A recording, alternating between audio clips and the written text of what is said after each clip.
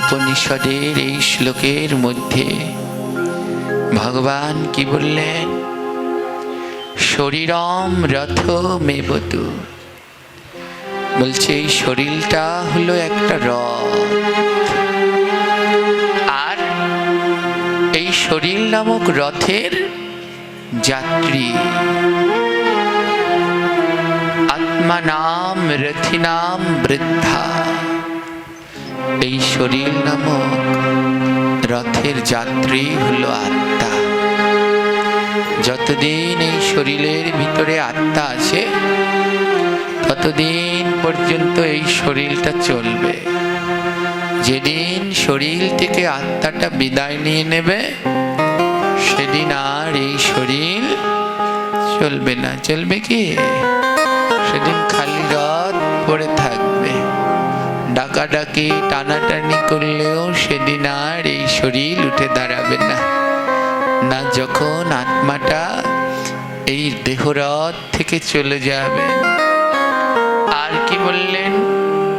বুদ্ধিম two সারথি, এই দেহ নামক রথের সারথি হলো বুদ্ধি। ওমা, একটা রথের সারথি যদি ঠিক থাকে তাহলে রথটা সুন্দরভাবে চলে, আর সারথি যদি ঠিক না থাকে তাহলে ওই রথ সুন্দরভাবে চলে না। আর রথ যদি সুন্দরভাবে না চলে তাহলে কোনোদিন জয়লাভ করাও সম্ভব নয়। চিন্তা করেছে এই বিশ্ব ব্রহ্মাণ্ডের কর্তা, যাকে পাওয়ার জন্য সবাই বেকুল, কুরুক্ষেত্রের যুদ্ধে তিনি ভূমিকা নিলেন কোনো যোদ্ধা নয়, সারথি হয়ে। কুরুক্ষেত্রের যুদ্ধে ভগবান অর্জুনের রথের সারথি হলেন। বলে কেন? বলে সারথি যদি ঠিক না থাকে তাহলে যে ও রথ ঠিক মতো চলবে না। তো আমাদের এই দেহ নামক রথের সারথিকে জোরে বলবেন বুদ্ধি। এই দেহ নামক রথের সারথি হলো বুদ্ধি। আর মাঝে মাঝে আমাদের রথটা এতাল বেতাল হয়ে যায়। এই দেহ নামক রথটা মাঝে মাঝে ঠিকঠাক চলে না। কেন? কারণ যখন আমাদের বুদ্ধি ভ্রষ্ট হয়ে যায়, যখন আর বুদ্ধিতে কাজ করছে না, তখন আর আমাদের এই দেহ নামক রথ সঠিকভাবে চলছে না, এতাল বেতাল হয়ে যায়, লাইনচ্যুত হয়ে যায়। এই সবাইকেই খুব সচেতন থাকতে হবে যেন এই দেহ নামক রথের বুদ্ধিটা খুব সুন্দরভাবে আমরা পরিচালনা করতে পারি। যদি এই বুদ্ধি ঠিক মতো আমাদের না কাজ করে তাহলে কিন্তু রথ আর সঠিক জায়গায় গিয়ে পৌঁছাবে না। আর কি বললেন? মনোপগ্রাহ এবচ, মন হচ্ছে এই দেহ নামক রথের লাগাম। বুদ্ধি যেমন সারথি, মন হচ্ছে লাগাম। বুদ্ধি দিয়ে মনকে খুব শক্ত করে টেনে ধরতে হবে। তার জন্যে ওই যে দুপুরবেলায় মহাপ্রভুর সন্ন্যাস লীলা আলোচনা করলাম, ওখানে 3টি দণ্ড দেয়া হয়। যারা সন্ন্যাসী তাদের কাছে 3টি দণ্ড থাকে, 3খানা লাঠি। এই 3খানা লাঠি দণ্ড কেন? দেহ, মন, বাক্য 3টি যেন ঠিক থাকে। বলে দেহটা গোবিন্দ ছাড়া আর কাউকে দিও না, এ দেহটা আমার প্রভুর নামেই সমর্পণ করে দিয়ে দাও। বাক্য খুব সাবধান হতে হয়, খুব সাবধান হতে হয় আমাদের বাক্য চয়নের ক্ষেত্রে। আর এখানেই আমরা ভজনে বারবার অপরাধ হয়ে যাই। তাই সবাইকে খুব সচেতন থাকতে হবে যে যার জায়গায় প্রত্যেকটি বাক্য প্রয়োগ করবার আগে আমরা যেন অত্যন্ত ভেবে চিনতে তারপরে করি। হ্যাঁ, যেন কারো মনে কষ্ট আঘাত না লাগে, কোনো মহাত্মার যেন নিন্দা না হয়। আর সব থেকে আমরা আগাতে পারছি না কেন জানেন? আমি বারবার এই কথাটা বলি। আমাদের প্রভুপাদ শ্রী শ্রী অষ্টোত্তর 103 করি গোস্বামী মহারাজ তার বাণীর ভিতরে বললেন, তোমার সব থেকে বড় দোষ কি জানো?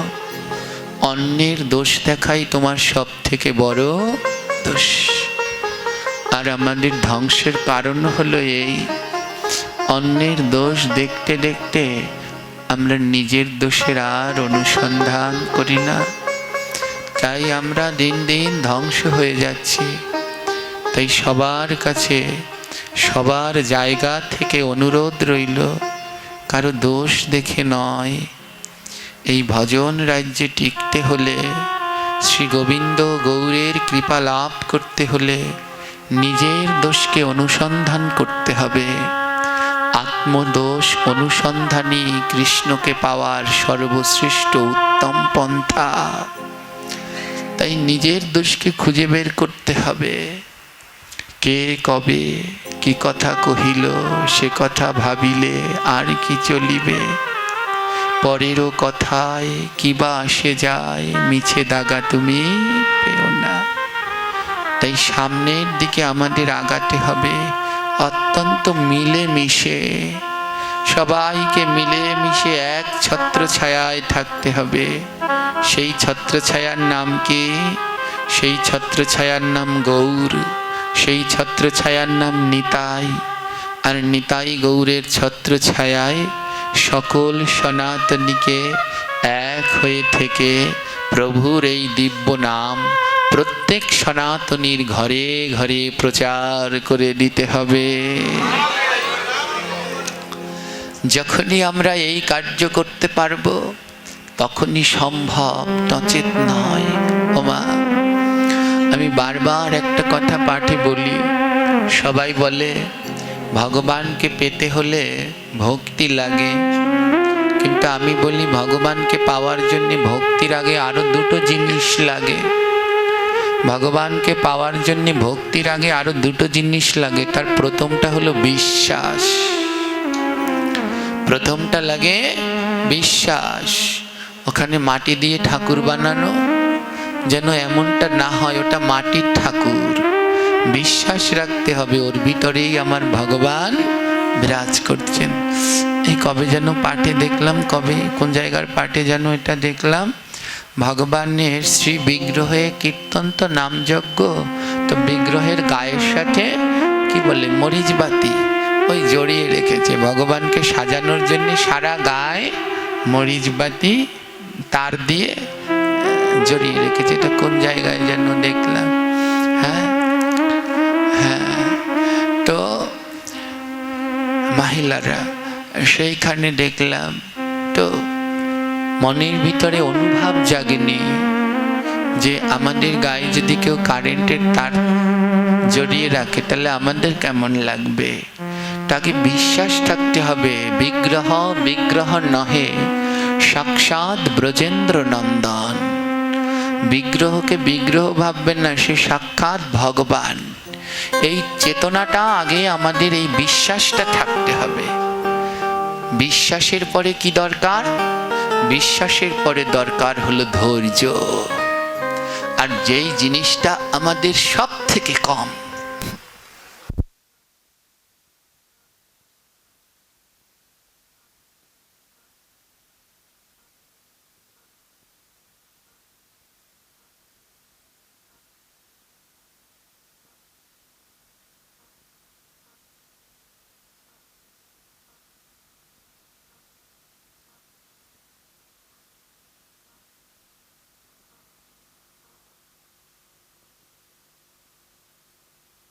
পাবো।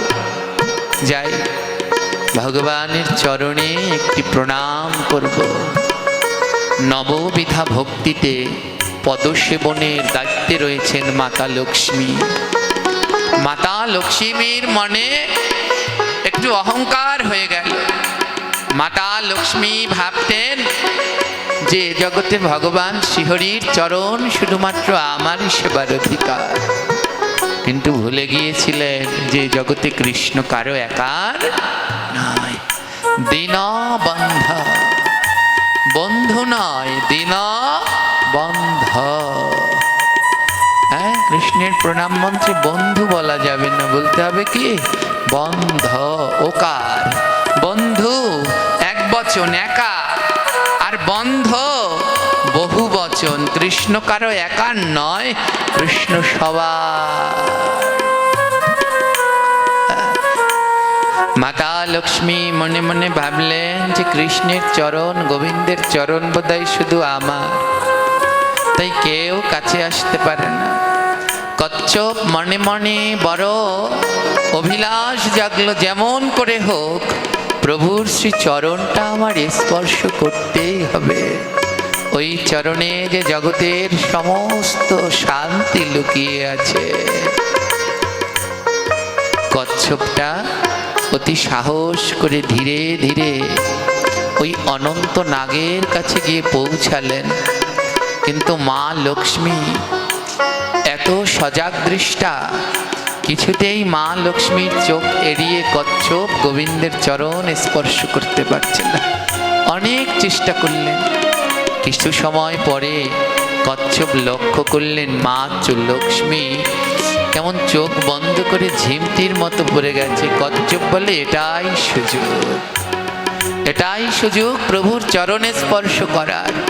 আর কচ্ছপ লুকিয়ে লুকিয়ে ভগবানের চরণ স্পর্শ করতে যখনই তার সামনের হস্ত আগালে, সঙ্গে সঙ্গে সজাগ দৃষ্টা মাতা লক্ষ্মী কচ্ছপের মাথাটা ঠেসে ধরলেন।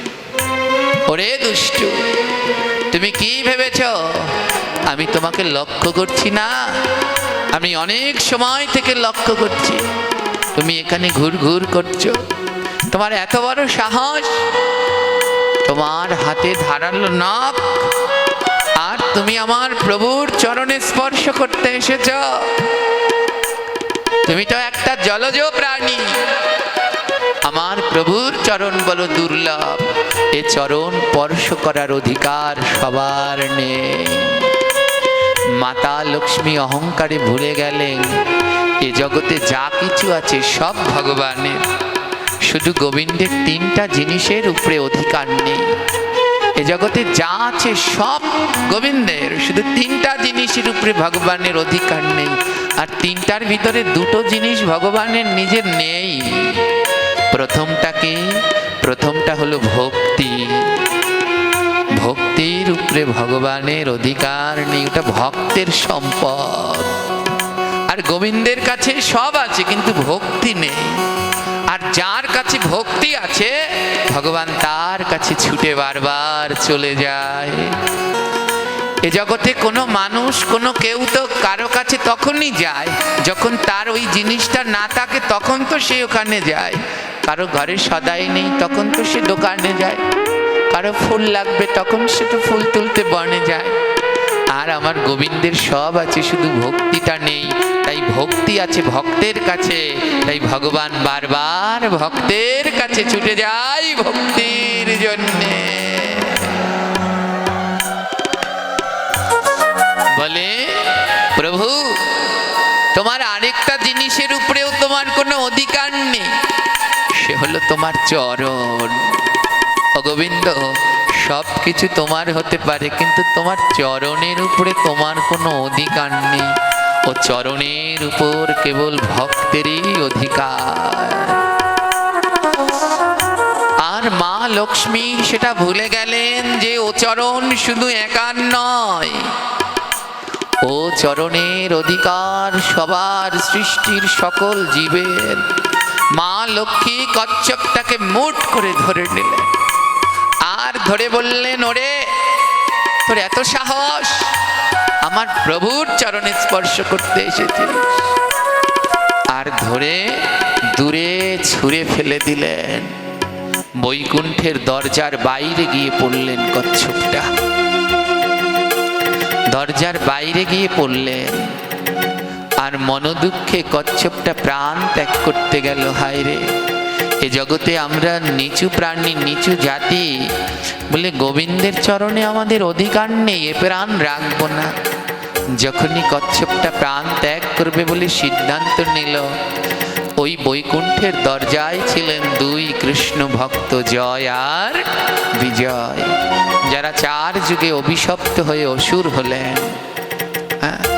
জয় বিজয় বলল, না না ও ভাই, কচ্ছপকে বলছে, ও ভাই তুমি জানো না এটা তোমার সঠিক সিদ্ধান্ত নয়। কুর্ম বললেন, হে জয় বিজয়, আমি প্রভুর চরণে স্পর্শ করতে গেলাম কিন্তু পেলাম না কেন? জয় বিজয় বলে, এখনো তোমার হয়তো সেই স্বীকৃতি হয়নি, তার জন্য তুমি চরণে স্পর্শ করতে পারোনি। এটাই হলো ভজনের লক্ষ্য মা। কতজন আমাদের কত কিছু বলে, কিন্তু আমাদের মনের ভিতরে ধারণা থাকতে হবে, আমার হয়তো এখন পর্যন্ত সেই কর্ম হয়নি যেই কর্মের ফলে এমন মহাত্মার চরণ ধুলা লাভ করতে পারবো। তাই নিজের দোষ, আত্মদোষ অনুসন্ধান করতে হবে। জয় বিজয় বললেন, কুর্ম ভাই, যদি ডাকার মতো করে ভগবানকে ডাকতে পারো, তোমার ডাকে প্রভু সাড়া দেবেই দেবে। তুমি এমন সিদ্ধান্ত নিও না, তুমি ভগবানকে ডাকো। কুর্ম বললেন, বেশ, তবে আজ থেকে আমি প্রভুকে ডাকবো। হে জয় বিজয়, এই ক্ষীরোদ সমুদ্রের তলদেশে বসে আমি ভগবানকে ডাকবো। যতদিন পর্যন্ত ভগবান আমার দর্শন না দিবে, ততদিন পর্যন্ত আমি ডাকতে থাকবো। হে জয় বিজয়, আমি কথা দিলাম, যতদিন পর্যন্ত শ্রী গোবিন্দ আমার সম্মুখে না দাঁড়াবে, আমি চোখও খুলব না, আমি চোখ বন্ধ করে নিভৃতে প্রভুকে ডাকবো। ওই জলের তলদেশে চলে গেলেন। বলে, জলের তলদেশে কেন? বলে, এ জগতে ভজন কোনো সময় লোকালয়ের মধ্যে বসে করা যায় না। ভজন করবার জন্য নিভৃত জায়গার প্রয়োজন, যেখানে কোনো কথা নেই, জ্বালা নেই, শব্দ নেই। চলে গেলেন সেই জলের তলদেশে। আর একটা জলজ প্রাণী সেই জলের তলদেশে বসে ভগবানকে ডাকতে লাগলেন। প্রভু, আমি এই চোখ বন্ধ করলাম, যেদিন তুমি এসে বলবে আমি এসেছি, চোখ খুলো। আমি চোখ খুলে সর্বপ্রথম তোমার চরণ দর্শন করব, আর সেই পর্যন্ত তোমায় ডাকতে থাকবো। আর মহাজন বলে, ডাকো ডাকো, তারে ডাকার মতো করে ডাকো, যেমনি করে ডেকেছিল ভক্ত মীরা, তেমনি করে ডাকো না তোমরা গিরিধারী বলিয়া। বলে, ডাকতে থাকো, ডাকতে ডাকতে একদিন পাবেই পাবে। ওমা, ধৈর্যটা কেমন হয় দেখুন। কচ্ছপটা ওই জলের তলদেশে বসে ভগবানকে ডাকতে লাগলেন। নম নারায়ণ নারায়ণ নারায়ণ হরি।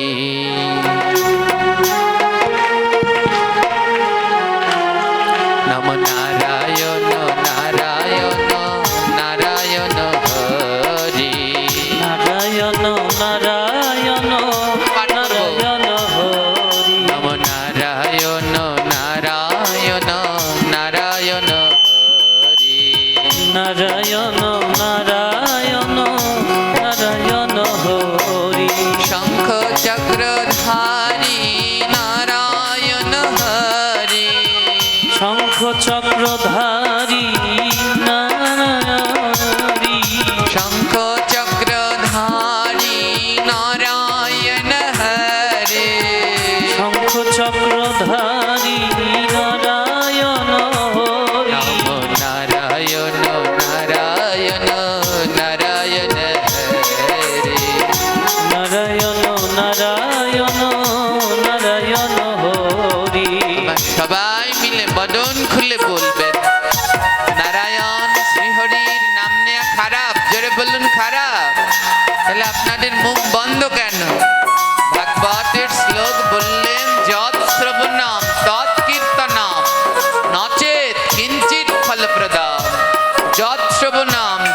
শ্রবণ করবে তৎকীর্তনম, তেমনি মুখে কীর্তন করবে, নচেত নইলে কিঞ্চিত ফলপ্রদাম, এতটুকু ফল হবে না।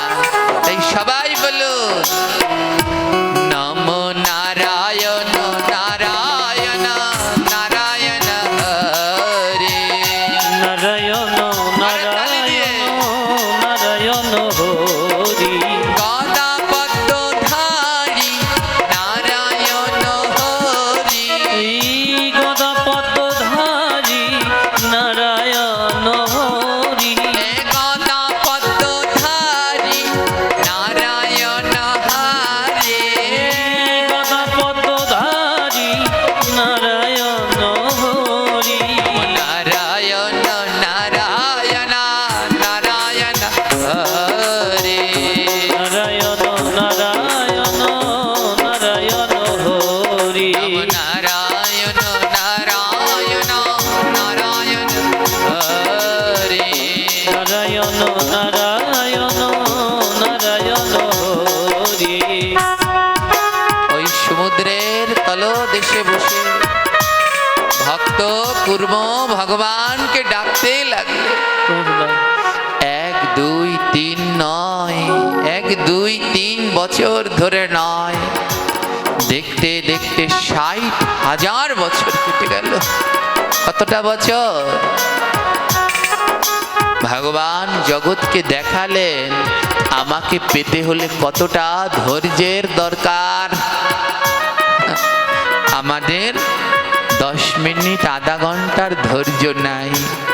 ওই যে বললাম দেহ মন বাক্য, 3 জিনিসে ধৈর্য রাখতে হবে। প্রথমটা হলো এই দেহের ধৈর্য, 60,000 বছর ধরে ডাকতে লাগলো।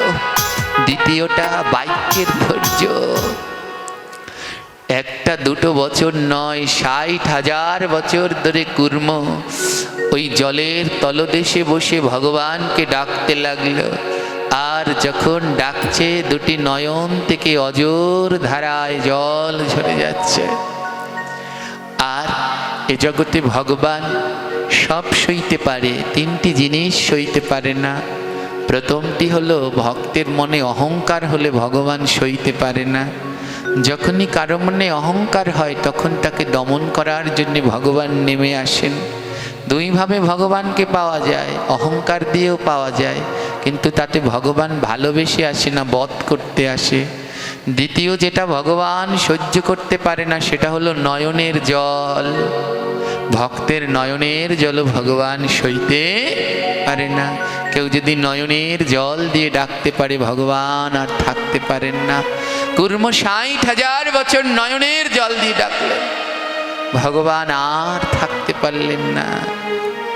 কুর্মর নয়নের জলে ক্ষীরোদ সমুদ্রের জল বেড়ে গেছে।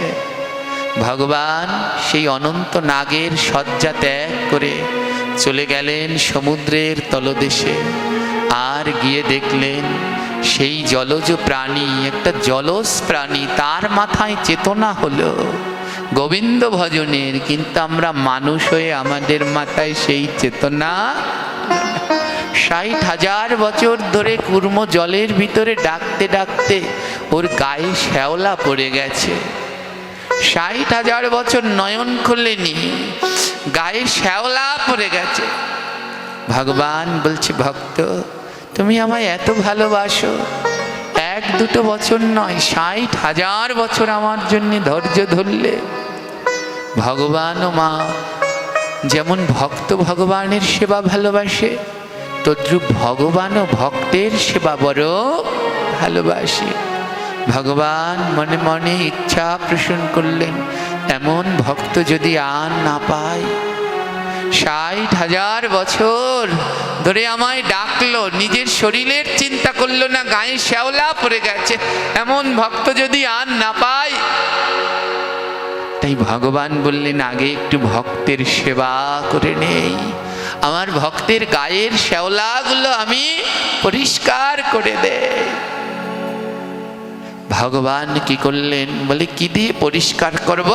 নিজের উত্তরীটাই নিয়ে নিলেন। বলে না না, আজ এই উত্তরী দিয়ে প্রভু প্রভু বললেন এই উত্তরী দিয়ে আজ ভক্তের গায়ের শ্যাওলা পরিষ্কার করব, কিন্তু কোনখান থেকে শুরু করি?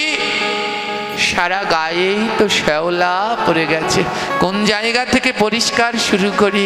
ভগবান বলে, ও এই তো পেয়েছি, এ জগতে চরণের থেকে উত্তম আর কিছু নাই।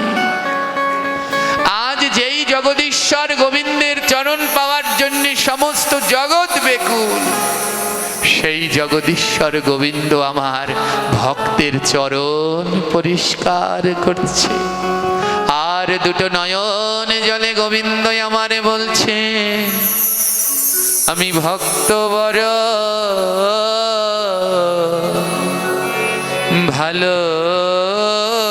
ভালোবাসি, আমি ভক্ত বড় ভালোবাসি, আমি ভক্ত বড় ভালোবাসি, আমি ভক্ত বড় ভালোবাসি। বলি তাই তো বারবার ছুটে আসি, আমি ভক্ত বড় ভালোবাসি। বলি তাই তো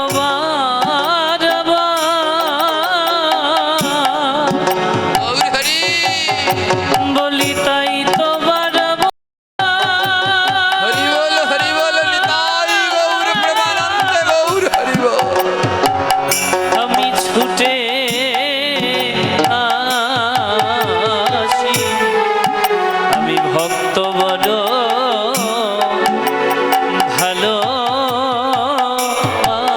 ভালোবাসি। আর এক পাশে দাঁড়িয়ে মহাজনগণ বললেন, আমায় চরণ ছাড়া করোনা গো, আমায় চরণ ছাড়া করো না গো। আমি ভক্ত বড়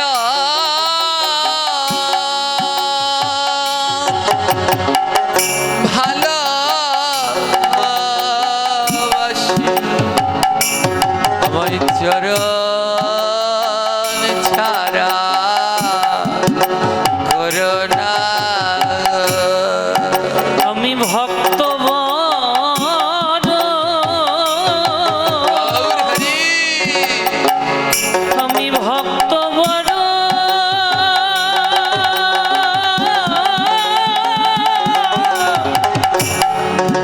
ওরে ভালোবাসি, আমায় চরণ ছাড়া করো না হে। নারদ গিয়ে খবর দিল, মা তুমি এখানে বসে আছো, দেখবে চলো, যেই চরণ পাওয়ার জন্য ব্রহ্মাণ্ড কাঁদে, আজ সেই হরি আমার ভক্তের চরণ সেবা করছে।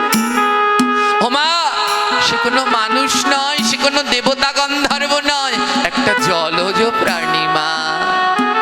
সবাই সমুদ্রের তলদেশে আসে, আর দেখলেন ভগবান আমার ভক্তের সেবা করছে। আর ওই কুর্ম কচ্ছপের গায়ের সমস্ত শ্যাওলা পরিষ্কার করে দিয়ে ভগবান সম্মুখে গিয়ে দাঁড়িয়েছে। এক পাশে মহাজন দাঁড়িয়ে বললেন, ও গোবিন্দ, তুমি তো কুর্মর গায়ের শ্যাওলা পরিষ্কার করলে, ও প্রভু, আমার মনের মাঝে কিছু শ্যাওলা জমেছে, তুমি যদি কৃপা না করো, আমার এই মনের ময়লা দূর হবে না। আমার মনের ময়লা দূর হবে না। ও প্রভু, আমার মনের মধ্যেও না ময়লা জমেছে, বলো না কি করলে মনের ময়লা দূর হবে? এক পাশে দাঁড়িয়ে মহাজন বললেন, কি করলে দূর হবে জানো? তোমরা ভক্ত সঙ্গ করো রে ভাই।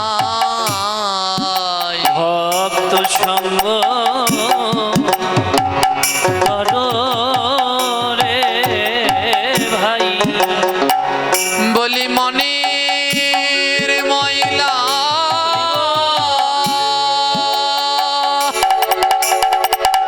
দূরে যাবে, তোমরা ভক্ত সঙ্গ করো রে ভাই। ওরে মনের ময়লা,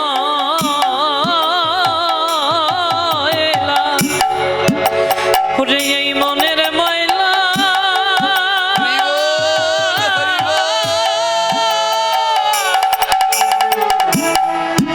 ও মন দূরে যাবে, এই ভক্ত সঙ্গ করো রে মন। বলি আই রে ভক্ত সঙ্গ করি। বলি একবার আয় রে ভক্ত, আয় রে ভক্ত, বলি আয় রে ভক্ত আনিতাই সঙ্গ করি। আমার ডুবু ডুবু এই জীবন তোরি, তোরা আই রে ভক্ত সঙ্গ করি। ওরে আমার ডুবু ভক্ত আমার জীবন তোরি ডুবে যায় রে।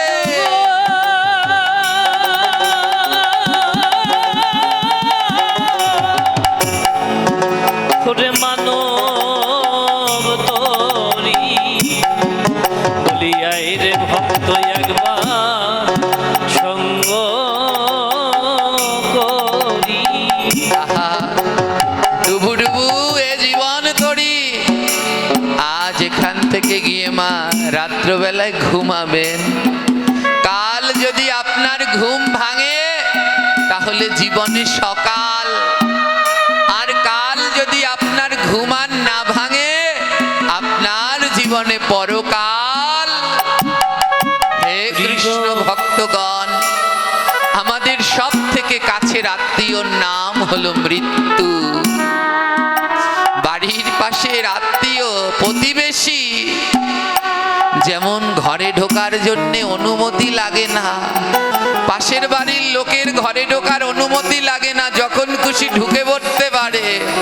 আমাদের বড় কাছের প্রতিবেশী হলো মৃত্যু, যখন খুশি চলে আসতে পারে। তাই সময় থাকতে এই ভক্ত সঙ্গ করো, মনের ময়লা দূর হবে গো। আর ভক্ত সঙ্গ করেও যদি আমাদের মনের ময়লা দূর না হয় তাহলে জেনে রেখো আমাদের শুদ্ধ ভক্তের সঙ্গই হয়নি। আজ ভগবান আমার কুর্মর সম্মুখে গিয়ে দাঁড়িয়ে বলছে, ও কুর্ম চোখ খোলো, দেখো আমি শ্রীহরি এসেছি। যখনই প্রভুর ওই কথা কানে গেল, কুর্ম নয়ন দুটি খুলল, বলে নানা বদনের দিকে তাকাবো না। একবার তাকিয়েছিলাম বদনে, প্রেমে পড়ে গেছি আর চলে গেছে, এবার আর বদনের দিকে তাকাবো না। আমি চরণে পানে চেয়ে রইব, আমি চরণ পানে চেয়ে রইব। আমি চরণ পানে চেয়ে রইব। আমি চরণ পানে চেয়ে রইব। তোমার চরণ চরণ পান চেয়ে রইব।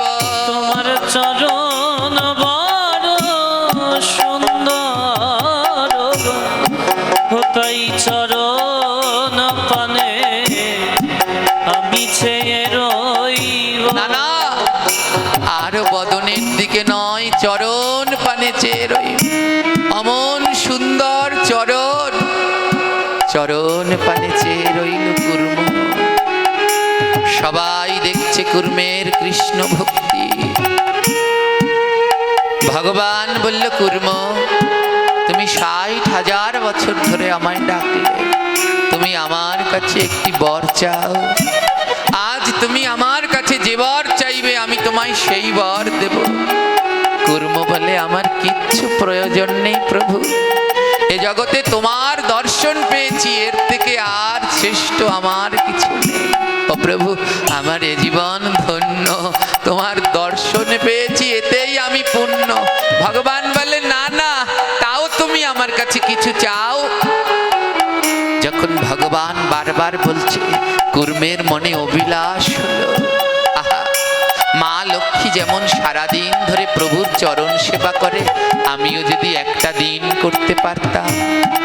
তাই 60,000 বছর তপস্যা করে কুর্ম গোবিন্দের কাছে বললেন, প্রভু যদি তোমার দেয়ার কিছু হয় তাহলে আমাকে এই বর দাও প্রভু, একটা দিনের জন্যে আমি তোমার চরণ সেবা করব। ওগো মা লক্ষ্মী, সেদিন ওই চরণে স্পর্শ করতে গিয়েছি বলে তুমি আমায় ছুঁড়ে ফেলে দিয়েছ। ওই চরণ যে কত ভালোবাসি তা তো তুমি জানো না।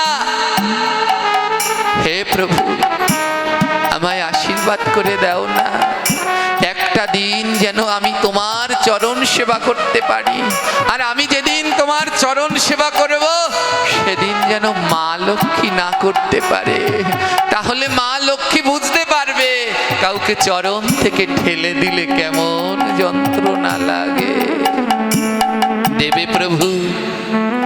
কুর্মের ভক্তি দেখে সবাই কাছে, একটা জলজ প্রাণীর এহেন ভক্তি। ভগবান বলে, এর ভক্তির দেখেছ কি, তোমরা আরো দেখো।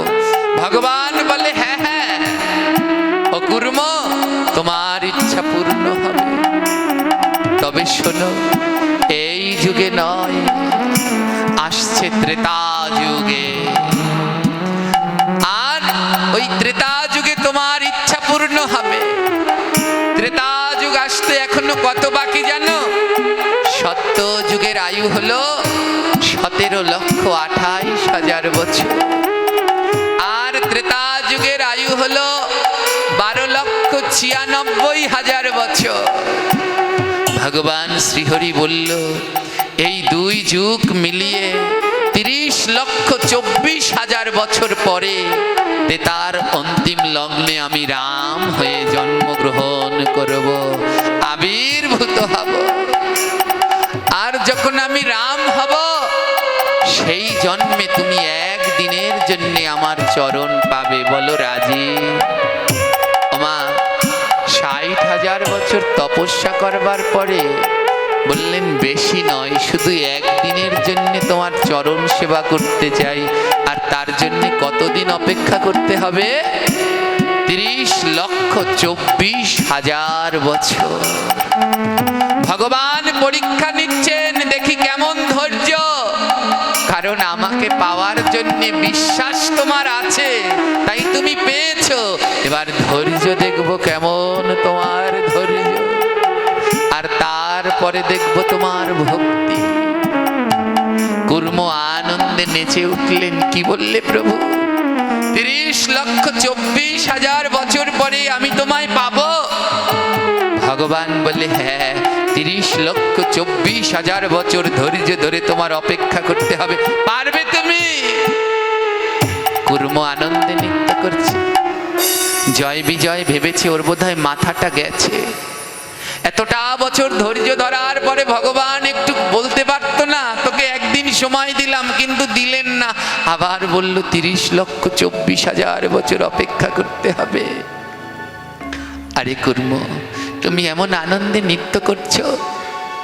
আরে জয় বিজয়, আমি তো ভেবেছিলাম কোনো জন্মেই আমার গোবিন্দ চরণ সেবা হবে না, কিন্তু আমার প্রভুর কত কৃপা, আমার মতো জলজ প্রাণীকেও তার চরণ সেবার অধিকার দিল। শুধু একটু অপেক্ষা করতে হবে, 30,24,000 বছর পরে আমি একদিনের জন্য প্রভুর চরণ সেবার অধিকারী হব। জয় বিজয় বলল, তোমার কষ্ট হচ্ছে না? দীর্ঘ সময় যে। কুর্ম বলল, না না, কেন কষ্ট হবে, আমার যে বড় আনন্দ। আমি তো ভেবেছিলাম কোনোদিনই পাবো না, আমার মতো অধম যে পাবে সে তো আমি জানতাম না। জয় বিজয় বলে, এত দীর্ঘ সময় তুমি কি করবে? কুর্ম বলে, কেন? ও জয় বিজয়, আমি জীবনে সাধু সঙ্গ করিনি, তোমাদের সাথে কিছু সময় ছিলাম, আর তোমরা আমায় সৎ পরামর্শ দিয়ে বললে ডাকো, ডাকলেই পাবে। তোমাদের সময়, তোমাদের মতো সাধুদের যদি কিছু সময় সঙ্গ করে আমি গোবিন্দ পেতে পারি, তাহলে ওই 30,24,000 বছর আমি কেন বৃথা নষ্ট করব?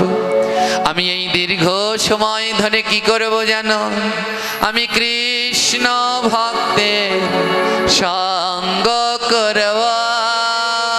কৃষ্ণ ভক্তে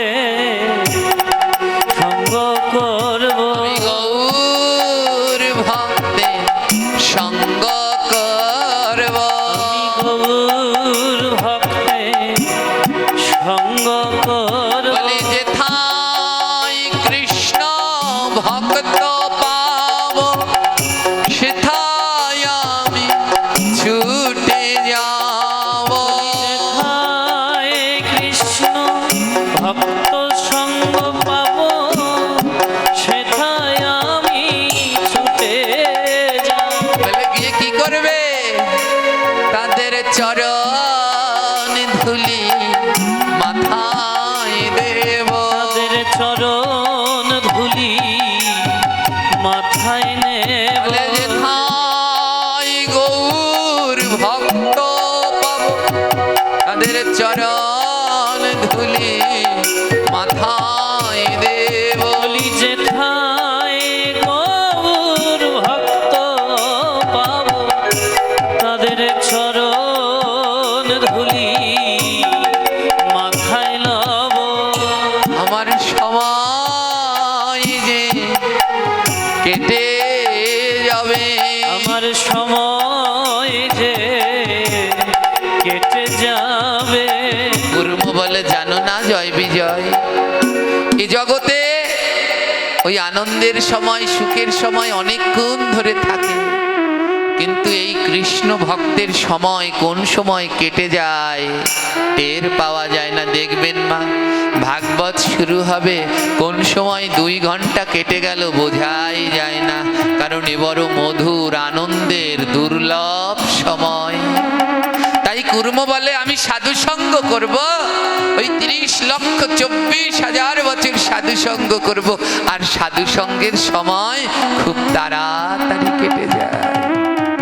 কুর্মের এই ভক্তি দেখে মা লক্ষ্মী বুঝতে পারলেন, আহারে কুর্ম, তোমার মনে এমন কৃষ্ণ ভক্তি, আর আমি তোমায় বুঝতে পারলাম না, আমি তোমায় ছুঁড়ে ফেলে দিলাম। তাই আমি মা লক্ষ্মী কথা দিলাম, যেই কুর্মকে আমি ছুঁড়ে ফেলে দিলাম, কোন লোক যদি এই কুর্মের বিগ্রহ এনে লক্ষ্মীর আসনে রাখেন, আমি কথা দিলাম তার ঘর থেকে আমি লক্ষ্মী কোনোদিন যাব না। দিব।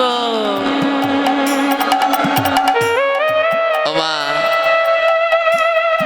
তাই দেখবেন অনেক বাড়িতে মা লক্ষ্মীর আসনে ভগবান কুর্ম অর্থাৎ কচ্ছপের বিগ্রহ রাখা থাকে। প্রতিদিন সেই কচ্ছপের বিগ্রহে সবাই ফুল তুলসী প্রদান করে। গোবিন্দ বলল, হে কুর্ম, তোমার এই রূপ দেখে দেবী লক্ষ্মী তুচ্ছ-তাচ্ছিল্য করল, তাই আমি যে দ্বিতীয় অবতার গ্রহণ করব, সে হবে এই কুর্মেরই রূপ। তাই ভগবানের দ্বিতীয় অবতার মৎস্য কুর্ম। আর মা লক্ষ্মী বললেন যে এই কুর্মের বিগ্রহ গৃহের মধ্যে রেখে অর্চন করেন তার গৃহ ছেড়ে আমি কোনোদিন যাই না। আছে কার ঘরে কুর্ম বিগ্রহ? কার ঘরে আছে? আছে এখানে কারো ঘরে? কারো ঘরে নেই, ওই একজনের আছে। এই গৃহের মধ্যে এটাই বিভিন্ন তীর্থস্থানে গিয়ে দেখবেন বাটির ভিতরে ছোট্ট কুর্ম বিগ্রহ পাওয়া যায়, যা গৃহের মধ্যে কুর্ম অবতার রূপেও সেবা করতে পারে অথবা ভক্ত কুর্ম রূপেও সেবা করতে পারেন।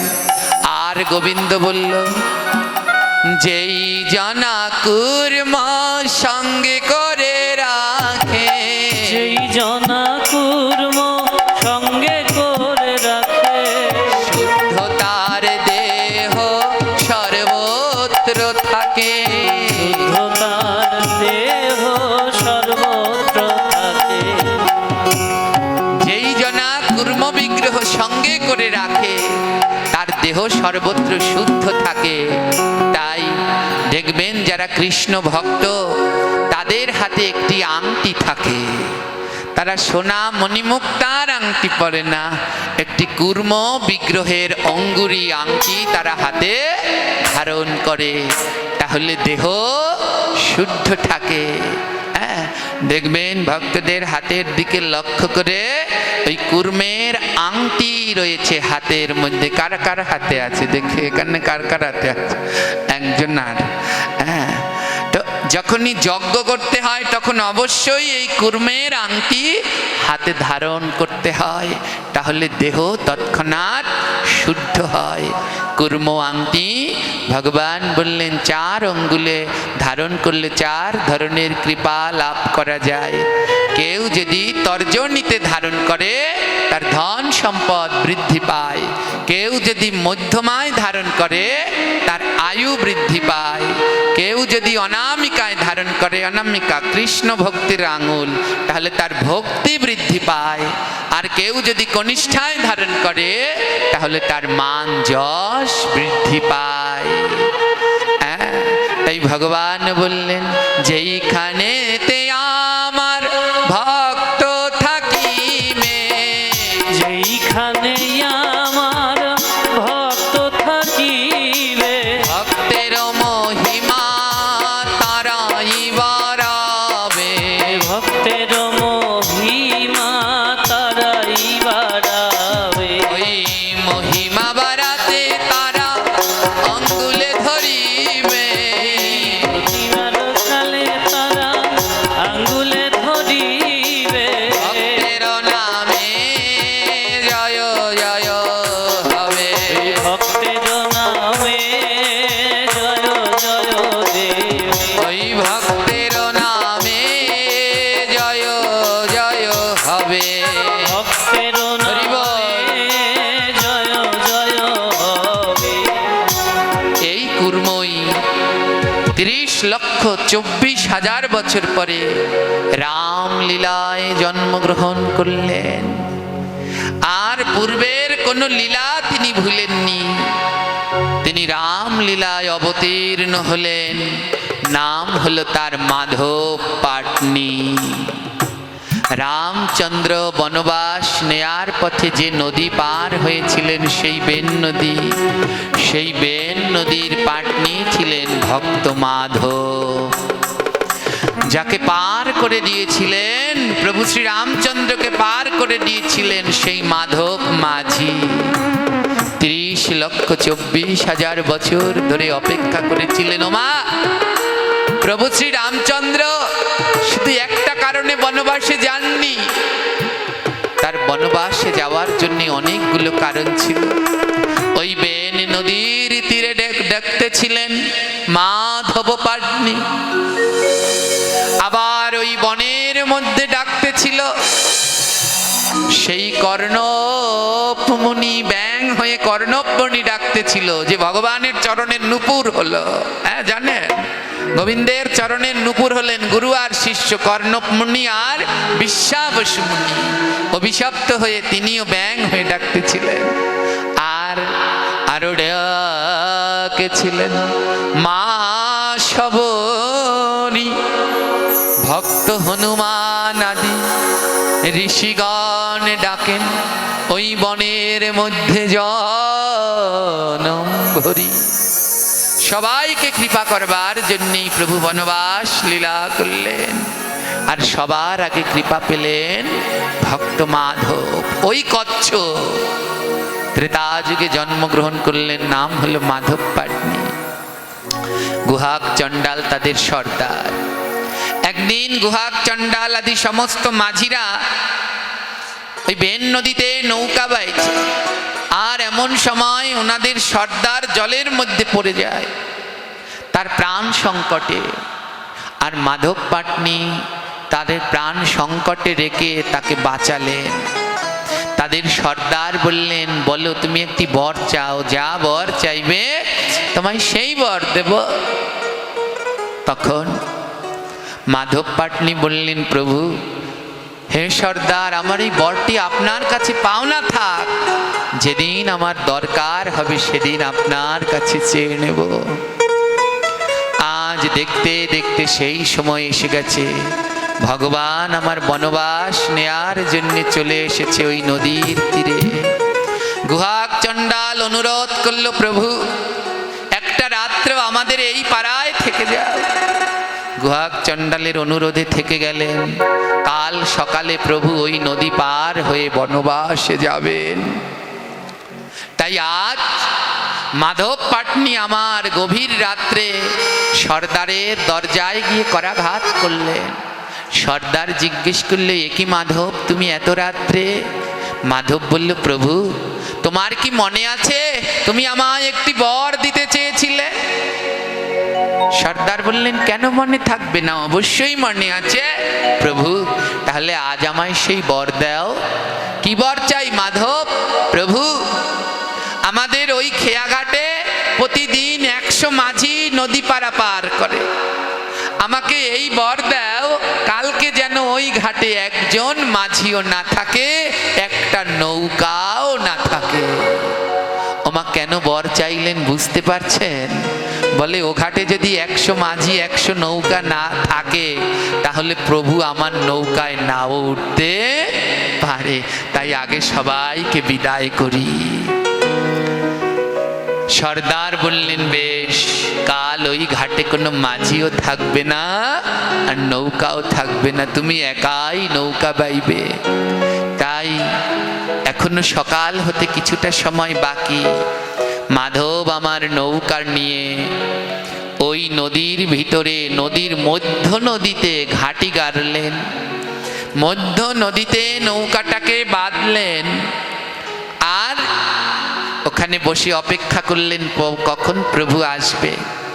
রামচন্দ্র লক্ষণকে বলল, লক্ষণ সূর্য ফোটার আগেই চল আমরা বেরিয়ে পড়ি, সূর্যের আলো আসলে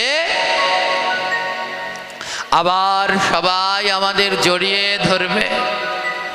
তাই সূর্যের আলো ফোটার আগেই চল আমরা বেরিয়ে যাই, চল আমরা বেরিয়ে যাই সূর্যের আলো বের হওয়ার আগে, যেন কেউ আমাদের খুঁজে না পায়। প্রভু রাম লক্ষণ সীতাকে নিয়ে দাঁড়ালেন ওই নদীর তীরে। যখন নদীর তীরে দাঁড়ালেন, দেখেন নদীতে কোনো নৌকা নেই। লক্ষণ বলল, দাদা কি আশ্চর্য, এই নদীতে তো কত নৌকা থাকে, আজ তো একটা নৌকাও নেই, একটা নৌকাও নেই। রামচন্দ্র বলে, ভাই লক্ষণ ভালো করে দেখ, ওই যে দূরে একখানা নৌকা দেখা যায়, ডাক লক্ষণ, নাবিককে ডাক।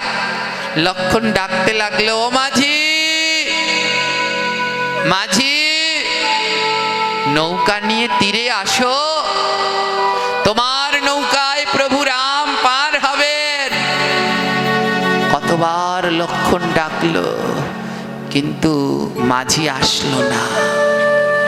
লক্ষণ ডাকতে ডাকতে হাঁপিয়ে গেল, বসে পড়ল। মা সীতা বলে, আমি ডাকি, দাঁড়াও। মা সীতা ডাকছেন, ও মাঝি এসো না, আমার প্রভু মর্যাদা পুরুষোত্তম পার হবেন। সীতাও ডাকতে ডাকতে হাঁপিয়ে গেলেন, এলেন না। বসে পড়লেন। প্রভু রাম বলে, তাহলে এবার আমি ডাকি। রামচন্দ্র ডাকতে লাগলেন, ও মাঝি এসো না, আমাদের পার করে দাও না। ডাকতে ডাকতে রামও ক্লান্ত হয়ে গেল। যখন তিনজন ডাকতে ডাকতে ক্লান্ত হয়ে গেলেন, মাধব মাঝি তার নৌকাটা নিয়ে তীরে আসলেন। লক্ষণের তো একটু মাথাটা গরম। লক্ষণ বলল, এই মাঝি, তোমাকে এতবার ডাকলাম, শুনতে পাওনি? মাঝি বললেন, কেন শুনতে পাবো না? শুনতেও পেয়েছি, গুনেও রেখেছি। ও লক্ষণ দাদা, তোমরা তিনজনে আমাকে 84 বার করে ডেকেছ, গুনে রেখেছি। তুমি 84 বার ডেকেছ, মা সীতা 84 বার ডেকেছে, প্রভু 84 বার ডেকেছে। লক্ষণ বলে, বড্ড ঘেরা তো তুমি, গুনে রেখেছো, 84 বার করে ডাকলাম, কিন্তু নৌকা নিয়ে আসলে না। রামচন্দ্র বলল, ও মাঝি, 84 বার ডাকলাম, তাও নৌকা নিয়ে কেন এলে না? কৃষ্ণ ভক্ত সেই মাধব মাঝি দুটি নয়নের জলে বলছে, প্রভু তোমাকে শিক্ষা দেওয়ার জন্য এলাম না। কেন এলাম না জানো? তোমাকে একটু শিক্ষা দিলাম। ও ভগবান, 84 বার ডেকেছো, তার জন্য তোমার এত কষ্ট আসেনি বলে কষ্ট হচ্ছ। আর এ জগতে যারা তোমার কৃষ্ণ ভক্ত, তারা 84 লক্ষ জনি ধরে তোমায় ডাকে, কিন্তু তাও তো তুমি সাড়া দাও না। ও ভগবান, 84 বার ডেকেছি বলে তোমার কষ্ট হয়েছে। ডাকতে যে কি কষ্ট তা তো তুমি বোঝো না। তোমার কত ভক্ত কমন ভাবে তোমায় ডাকছে। ও প্রভু, কেউ বিছানায় পড়ে যন্ত্রণায় ছটফট করে ডাকছে, কত ভাবে তোমায় ডাকছে, কই তুমি তো তাদের সাড়া দাও না। তোমার পারের নৌকা নিয়ে তো তাদের কাছে যাও না। তাই তোমাকে একটু শিক্ষা দিলাম, ডাকায় কত কষ্ট। লক্ষণের দুটি নয়নে জল ঝরছে। আরে কে? এ তো কোনো সাধারণ কেউ নয়। মা সীতার কেমন আবছা আবছা মনে পড়ছে, বড় চেনা চেনা লাগছে, চিনতে পারছি না। রামচন্দ্র বললেন, মাঝি তাহলে এবার আমাদের পার করে দাও। মাধব মাঝি বললেন, ও প্রভু, এই নৌকায় আমি সীতা মাকেও পার করতে পারবো, লক্ষণ ভাইকেও পার করতে পারবো, কিন্তু তোমায় পার করতে পারবো না প্রভু। বলে, কেন? আমায় কেন পার করতে পারবে না? বলে, তোমার চরণ ধুলার যে একটা দোষ আছে। শুনেছি তোমার চরণ ধুলা লেগে একটা পাথর নাকি নারী হয়ে গেছে। আমার রামের চরণ ধুলায় সেই পাষাণী অহল্যা পাথর থেকে আবার নারী হয়ে গেলেন। তাই আজ মাধব মাঝি বলছি, ও প্রভু, তোমার চরণ ধুলার এমন গুণ, পাথরে লেগে নাকি পাথর নারী হয়ে যায়। আমার তো আর জীবিকার সম্বল নেই এই ভাঙ্গা নৌকাটা ছাড়া। যদি এই নৌকায় তোমার চরণ ধুলা লেগে আমার নৌকাটাও নারী হয়ে যায়, তাই তোমায় পার করতে পারবো না। মাধব মাঝি গোবিন্দের সাথে ছলনা করছেন, পার করতে পারবো না যদি আমার নৌকাটা নারী হয়ে যায়। মা সীতা বলে, কি মুশকিল ও মাঝি, আমার প্রভুকে কি পার করার কোনো উপায় নেই? মাধব মাঝি বলে, একটা উপায় আছে মা। কি উপায়? ও মা, প্রভুর চরণে যদি ধুলা না থাকে তাহলেই তো পার করতে পারবো। প্রভুর তো আর দোষ না, দোষ হলো চরণের ধুলায়। ও মা, তাই প্রভুর চরণ দুটো ধোয়াতে হবে। ছলনা করছে, কেমন করে প্রভু শ্রীরামের চরণ ধোয়াবে? এমনিতে তো দেবে না। তাই আজ চাতুরতা করছে, ও মা, প্রভুর চরণ দুটো ধোয়াতে হবে। তুমি যদি অনুমতি দাও চরণ ধোয়াই। রামচন্দ্র বসে পড়লেন। আর চরণ ধোয়ানোর জন্যে মাধব পাটনি আগেই সব প্রস্তুত করে রাখলেন। পুষ্প, মাল্য, চন্দন, নববস্ত্র এনে রাখলেন। প্রভুর চরণ ধৌত করে মোছাবেন। চরণ ধৌত করবার জন্য মাধব পাটনি বসে পড়লেন। পাশ থেকে লক্ষণ হাসছে, আরে মাঝি তুমি চরণ ধোয়াবে? পুষ্প, চন্দন, মাল্য, বস্ত্র আনলে, কিন্তু আসল জিনিস তো আনলে না। ও মাঝি, চরণ ধোয়াতে জল লাগে, তুমি তো জলই আনোনি মাঝি। মাধব মাঝি বলে, ভাই লক্ষণ, যদি গঙ্গার জল দিয়ে প্রভুর চরণ ধোয়াই তাহলে গঙ্গার পুণ্য হবে, যদি নদীর জলে চরণ ধোয়াই নদীর পুণ্য হবে, যদি সাগরের জলে চরণ ধোয়াই সাগরের পুণ্য হবে, আমার কি হবে ভাই লক্ষণ?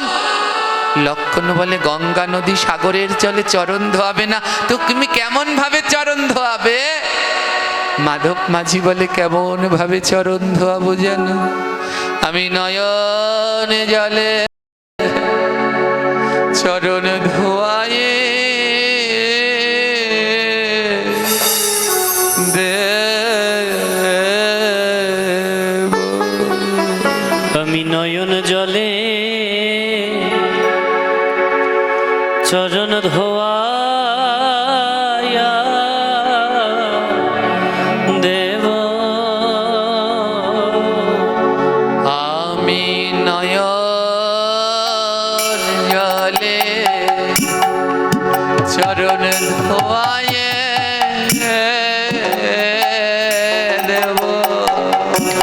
আমি নয়ন জলে চরণ, ওই চরণ ধোয়ায়া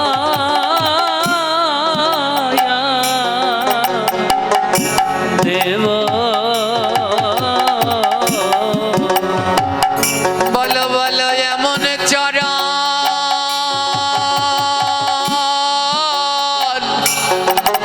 কোথায় পাবো?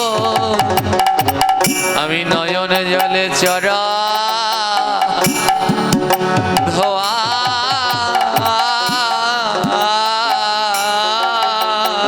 দেব। বলো বলো এমন, রাধে রাধে বলো। বলো এমন চরণ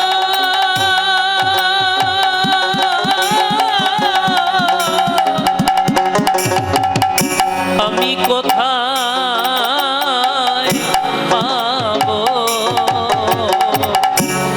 বলো বলো বলো নয়ন জলে চরণ ধোয়াইব। আজি নয়ন জলে চরণ ধোয়াইল। আজি নয়ন জলে চরণ ধোয়াইল। আর ধোয়াইল আর বলিল, আমায় চরণে ছাড়া করো না গো। বলি ধোয়াইল আর বলিল, আমায় চরণ ছাড়া করো না হে। আজ চাতুরি করে প্রভুর চরণ ধৌত করছেন। দুটি নয়নের জলে মাধব পাটনি প্রভু শ্রীরামের চরণ দুটি ধৌত করলেন। আর তার ভক্তি দেখে লক্ষণ সীতা সবাই কাঁদছে। রামচন্দ্র বলে, এবার তাহলে নৌকায় উঠি। যেই না উঠে দাঁড়াতে গেলেন, আর মাধব মাঝি বলে, দাঁড়াও দাঁড়াও প্রভু, উঠো না। আমি কত কষ্টে তোমার চরণ ধোয়ালাম, যদি তুমি আবার ভূমিতে পা দাও তোমার চরণে যে আবার ধুলা লেগে যাবে। ও প্রভু, তুমি ওখানেই বসো। মা সীতা বলে, যদি ওখান থেকে না ওঠে প্রভু নৌকায় যাবে কি করে?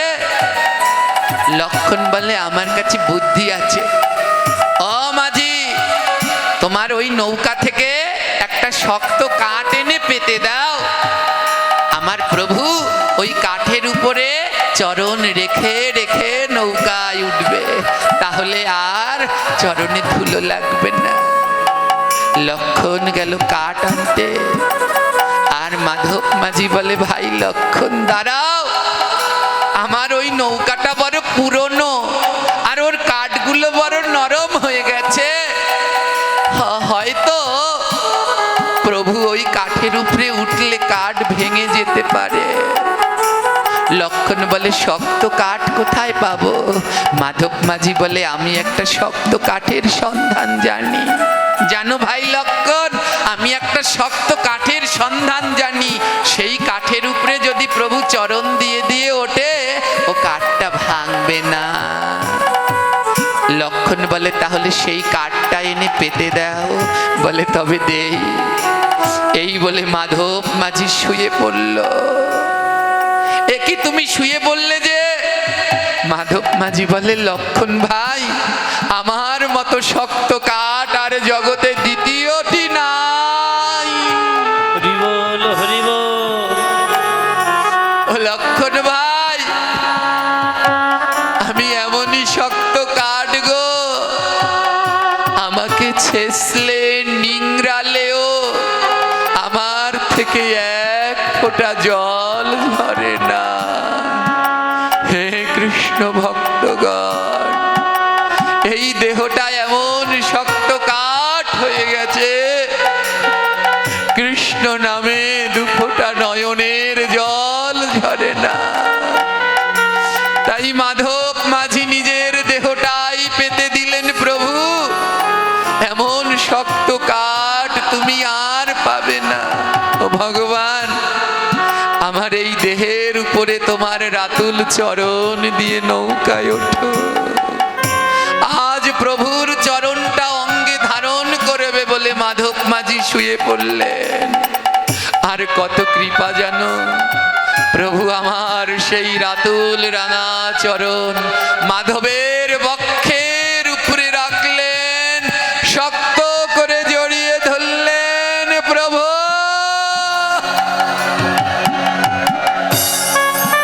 কতদিন ধরে এই চরণের অভিলাষী। মাধবের দেহ নৌকার দেহ, নৌকায় চরণ ধুলি দিয়ে প্রভু আমার মাধবের কাষ্ঠের নৌকায় উঠলেন। এবার মাধব নৌকা বাইছেন, ধীরে ধীরে বাইছেন।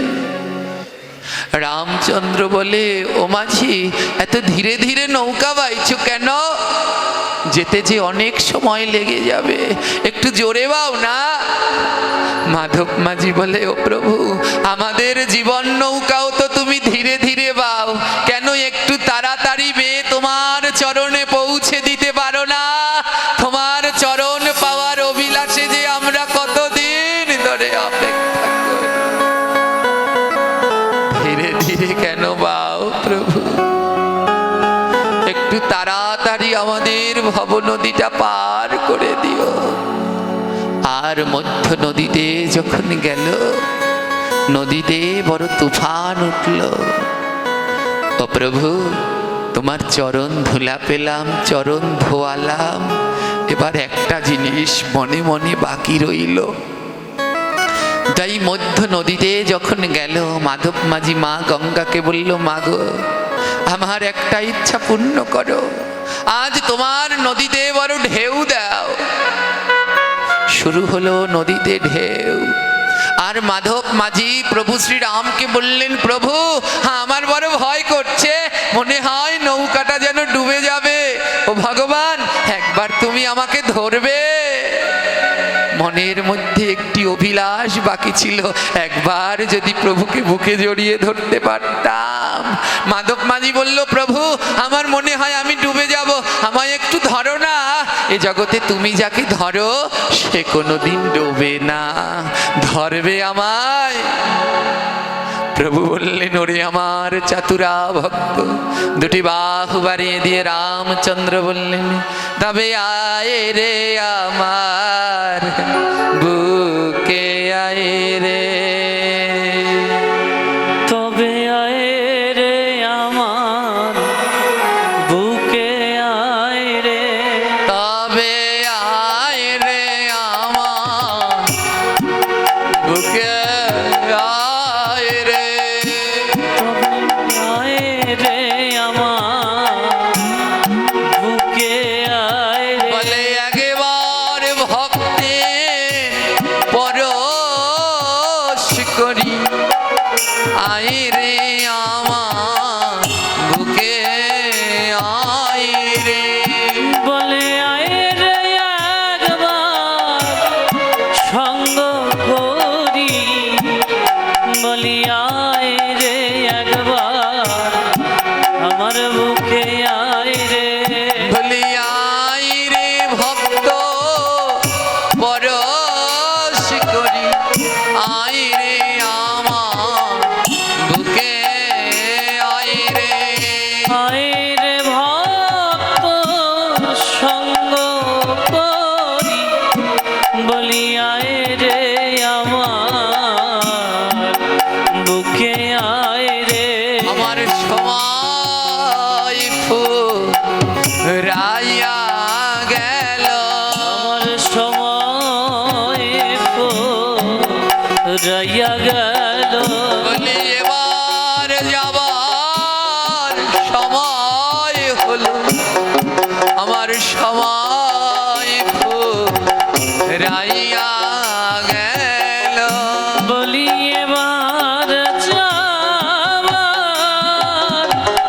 সময় হলো, আমার সময় ফুরাইয়ে এলো। আরে ওমা, সময় বড় নিষ্ঠুর। আজ দেখতে দেখতে বেন নদী পার হয়ে আসলেন। প্রভু বললেন, আয়, এমন ভক্ত যদি আর না পায়। আমার সবাই যে ফুরিয়ে গেল, এবার যে যাওয়ার সময় হলো। হে কৃষ্ণ ভক্তগণ, দেখতে দেখতে আমাদের হরিকথার সময়ও ফুরিয়ে গেল। আজ হরিকথার বিশ্রামের সময় হয়ে এলো। আদ্যকার আলোচনার শিক্ষা, যদি ধৈর্য না থাকে গোবিন্দ পাওয়া যায় না। তাই আজ লক্ষণ ভাই বলছে, ও দাদা, আমরা তো বনবাসী হয়ে এসেছি, আসবার সময় কোনো করি আনিনি। এই মাঝির নদীতে, এই মাঝির নৌকায় পার হলাম, মাঝিকে তো করি দিতে হবে। তাই দাদা তুমি একটু নৌকায় বসো, আমি পাশের গ্রাম থেকে ভিক্ষা করে আনি। তাই ভাই লক্ষণ আমার ভক্তের দ্বারে দ্বারে ভিক্ষা করছে, বলে দাও দাও ভিক্ষা দাও আমারে, দাও দাও ভিক্ষা দাও আমার, বলে দাও দাও ভিক্ষা দাও আমারে। বলি দাও দাও ভিক্ষা দাও আমার। আমি পারের করি দেব আজি, পারের করি দেব আজি, আমি পারের করি দেব আজি। পারের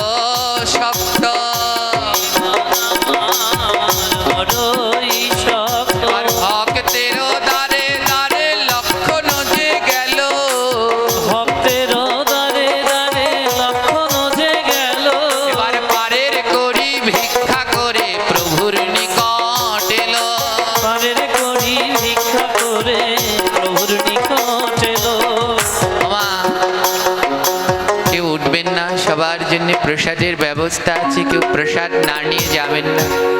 শেষটা আবার মন দিয়ে শ্রবণ করুন। এটাই হলো আমাদের ধৈর্যের পরীক্ষা।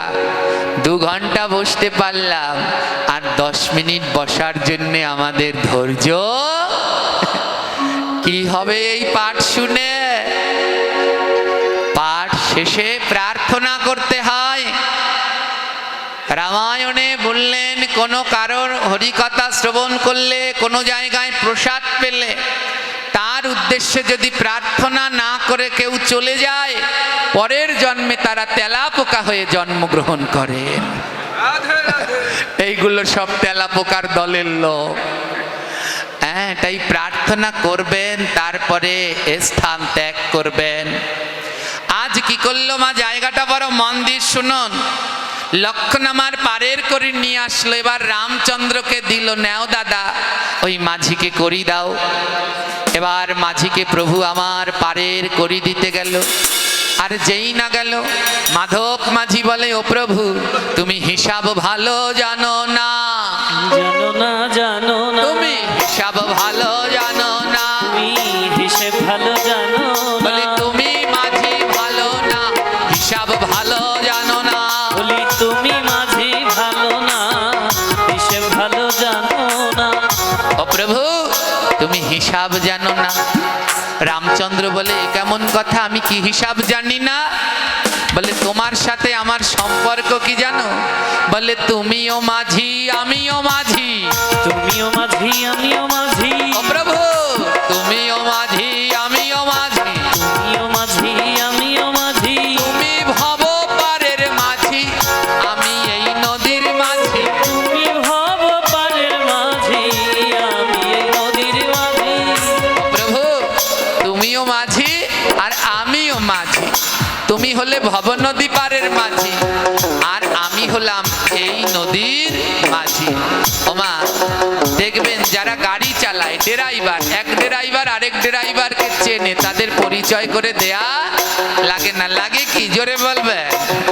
একজন ড্রাইভার যদি আরেকজনের গাড়িতে ওঠে, ভাড়া নেয়, ওই ড্রাইভার কোনোদিন ভাড়া নেয়? কারণ ওনাদের একটা সমিতি থাকে, ওনারা সবাই ড্রাইভাররা ড্রাইভারদের চেনে। তাই এক ড্রাইভার আরেক ড্রাইভারের গাড়িতে উঠলে ওই ড্রাইভার ভাড়া নেয় না। তাই আজ মাধব মাঝি বলে, ও প্রভু তুমিও মাঝি আমিও মাঝি, তুমি আমার নৌকায় উঠলে তুমি ভাবলে কি করে আমি তোমার ভাড়া নেব? আমি তো আজ তোমার ভাড়া নিতে পারবো না। কিন্তু হে রামচন্দ্র তুমি ভালো করে মনে রেখো, যেদিনই তোমার নদীতে আমি পার হব, যেদিনই তোমার নৌকায় আমি উঠব, সেদিন আমার ভাড়া নিও না গো, আমার ভাড়া নিও না গো, সেদিন আমার ভাড়া নিও না গো, দিন আমার ভাড়া নিও না গো, আমি বড় অধম প্রভু আমার ভাড়া নিও না গো, আমি বড় অধম প্রভু আমার ভাড়া নিও। 16 আনা পারবো না, আমি 16 আনা পারবো না, যেদিন যাব ওই তরিতে 16 আনা পারবো না, যেদিন যাব ওই তরিতে 16 আনা পারবো না। ও প্রভু তোমার তরিতে উঠলে 16 আনা দিতে হয়, কিন্তু আমার তো সেই 16 আনা নেই। সংসার করতে করতে আমার 16 আনা শেষ হয়ে গেল। তাই প্রভু ওই দিন আমায় পার করে দিও। হে কৃষ্ণ ভক্তগণ, যেদিন গোবিন্দের নৌকায় উঠবেন কয় আনা দিতে হবে মনে আছে? আসবার কালে 16 আনা দিয়েছিল, কিন্তু ভুলে গেছেন। এই সংসার করতে করতে 16 আনা হারিয়ে ফেলেছেন। বলে তাহলে পার হব কি করে?